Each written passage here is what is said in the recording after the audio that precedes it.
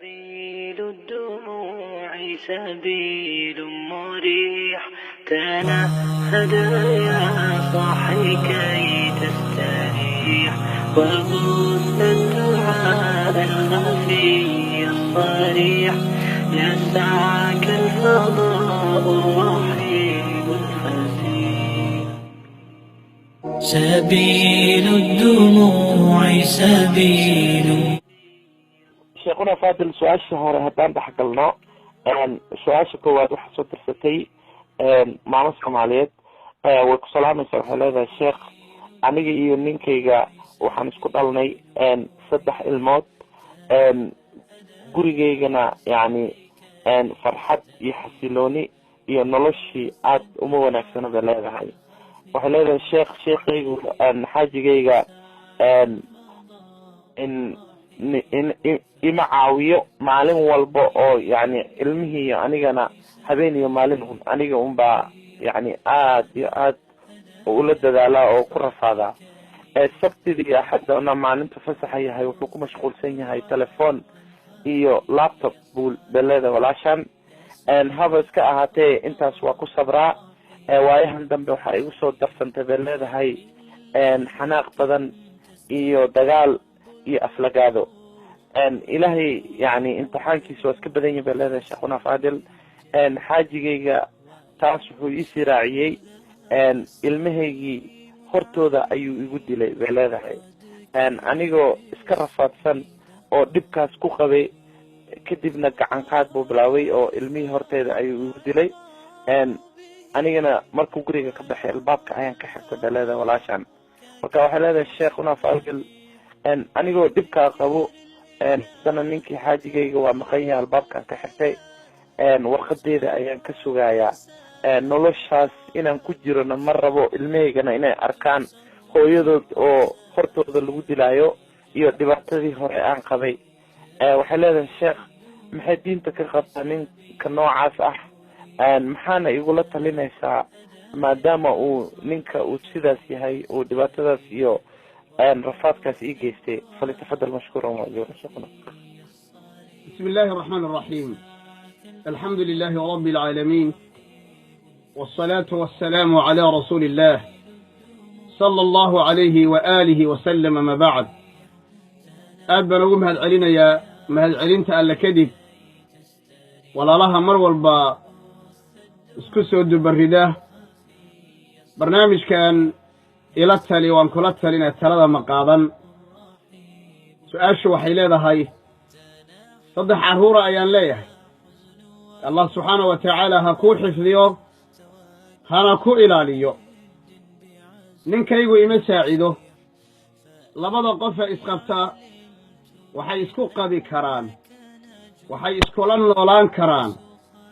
waxay raaxo ku dareemi karaan waxay sakiino iyo xasilooni ku dareemi karaan inay istacaawunaan inay wax isla qabtaan. rasuulullaahi baan ku dayanaynaa sala allahu calayhi wasallam. hooyadeena caaisha waxay leedahay kaana fii mihnati ahlih reerkiisu u shaqayn jiray nabigeennu calayhi asalaatu wassalaam. soo ma jeclin nabiga calayhi asalaatu wassalaam? haddii aad nebi moxamed jeceshahay calayhi asalaatu wassalaam raac asaga waddadiisa. haddaad caawin weydo xaaskaaga haddaad wax la qaban weydo haddii aad daalka la qaybsan kari weydo yaad kale ood la qaybsan lahayd daalka yaa kalooda caawin lahayd inanay waaba xaaskaagii waa midda kuu dhasha ilmaha aad jeceshahay waa midda xaamilada noqota ee 9 bilood markay gaadho suulasha ku kacdo faraha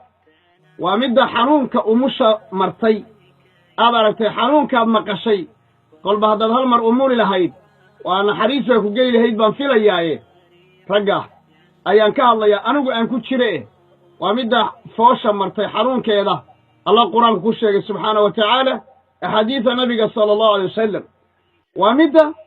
umushaad aragtay gashay waa midda habeen barkii intaasoo dhan u soo kacaysa waxay xaq u leedahay inaad caawiso. kuma sii jirto haddii la joogo waddamadan eedde iyo habaryar iyo gabarh shaqaala'a midna ayna joogin oo cid ku caawinaysa ayn lahayn. ilaahay oga baq xaaskaaga subxaana wa tacaala caawi oo wax la qabo oo garab istaag oo farax geli oo daalka ka baabi'i biidnillaahi tabaaraka jalla wacalaa ninka saasaan leeyahay waan ku celinayaa nin walbana anigaa ka mid a hadalku anuu igu socdaa adiguu kugu socdaa nin walba waa inuu arrintaa ogaado warragow dumarku masaakiin weeye dumarka waa inaannu garab istaagnaa waa inaan innagaa waddankeenni ka soo qaxinnay oo waddamadan keennay waan ku dayacayaa ayadaa dhalaysa foolanaysa umul ah iskuulka geynaysa wax baraysa xaggeed ka aragtay arrintaa adigu maxaad qabanaysa midda kale markaad ay gabadhu leedahay ninkaygu wuxuu ku mashquulsan yahay labtob iyo telefoon iyo kombiyuutar markay aad ku mashquulayso ilaahay subxaanahu jalla wacalaa miyaadan ogayn inuu kula xisaabtami doono inuu qabri dambeeyo sow ma ogid allah subxaanahu wa tacaala ooga baq gabadhaa muslimadda ah oo ilmahan aad dhashay adigay kuu baahan yihiin adigaana aabba u caawi gabadhaada caawi xaaskaaga waa haddii aad doonayso raaxo iyo sakiino inaad ku noolaato intaa ninka haddii aan oga baxo ka daroo dibi dhale haddanana gacan qaad in la isdilo hadday arrintu keento hadday arrintu gaadho in la isdilo haddii aan kala tagna sowma aan kala yaacna sowma gabadhani ma jeclaan lahayd gabadhaada aduu aad dhashay in la dilo ma jeclaan lahayd oy kuu timaaddo iyadoo ooyisolo ninkii baa i dilay ma ku faraxsanaan lahayd ma u malaynaya inaad ku farxinayd wada hadla xiwaar baa furan gacan qaad laa gacan qaad may nin akhyaar ana xaaskiisa ooma gacan qaado ogaada warkaas haaulaa'i laysuu biakhyaarikum kuwaasi ma aha kuwa ahlu khayr yacni kuwa idinku akhyaarsan ma aha soo nabigu ma dhihin sala allahu alay wasalam mid idinka idinka mid a ma intuu sidii dameerihii u dilo ayuu habeenkiina wax ka raadsan buu nabigu sala allah alay wasalam anas binu maalik markuu tilmaamaya nabiga akhlaaqdiisa alayh sala slam wuxuu yidhi nabiga gacantiisu ma gaadhin xaas uu qabo ilmo uu dhalay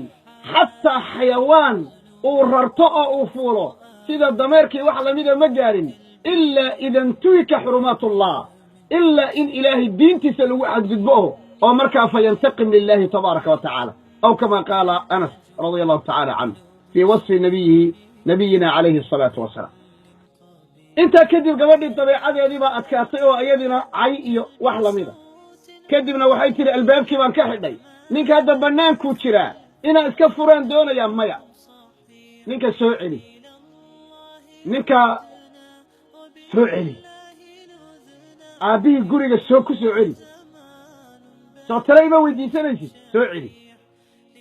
ogu yeedh waalidkii ogu yeedh culummada ogu yeedh akhyaarta wada hadla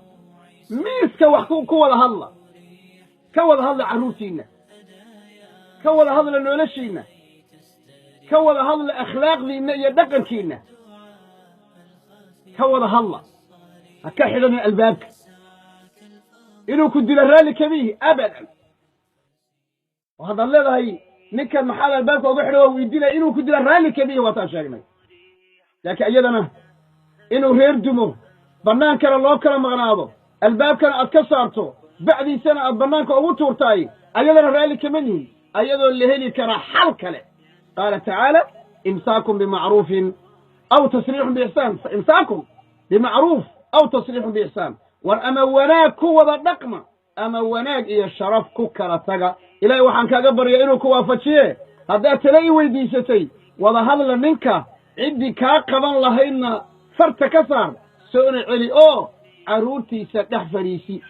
ama ninka waxaan leeh inaad gabadha xaaskaaga ah carruurtii ay dhashay inaad ku hor disho ood ku hor garaacdo ceeb intaasaa kugu filan ciqaab aakhare intaan la gaadhin adduunyadana ciqaab baa kugu imaan kara ilmahaaga adna kuu gacan qaadi kara ittaqi illaah ha dilin xaaskaaga dhabanka ka salaa xaaskaaga hoosta geli xaaskaaga jeclow xaaskaaga u naxariiso xaaskaaga waa qawaariir waa dhalooyina soo dhowee laakiin inaad disho la akhyaar ma tiid ahlu sharafna ma aha ninka xaaskiisa dila wallahu aclam وبث الدعاء الخفي الصريح يسعك الفضاء الرحيب الفسيح فبالله كم تستطب القروح